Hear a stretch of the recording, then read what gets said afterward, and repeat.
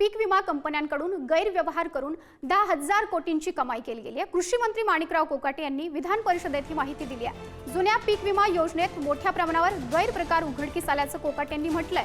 गैरव्यवहार होत असल्यानं नियम कडक करून नव्या पीक विमा योजना सुरू करू असंही कोकाटे यांनी म्हटलंय। कंपन्यांनी काही विमा कंपन्यांनी CSC सेंटरवाल्यांनी या ठिकाणी खूप गैरप्रकार या ठिकाणी केले आणि त्यामुळे राज्याला विमा संदर्भामध्ये एक वेगळा निर्णय या ठिकाणी घ्यावा लागला आणि त्या दृष्टिकोनातून आपण निर्णय घेतलेला आहे। आतापर्यंत विमा कंपन्यांना जवळपास 10,000 कोटी रुपये नफा मिळालेला आहे। सभापती महोदय, एवढ्या मोठ्या रकमेला जर विमा कंपन्या एवढा फायदा घेत असेल सरकारचा, तर ती रक्कम आपण शेतकऱ्यांच्या शेतामध्ये भांडवली गुंतवणूक म्हणून का खर्च करू नये याचा सारसार विचार करता नवीन पीक विमा योजना लागू केली आहे आणि अशा प्रकारची पीक विमा योजनेच्या माध्यमातून शेतकऱ्यांना आता रिलीफ या ठिकाणी आम्ही देतोय।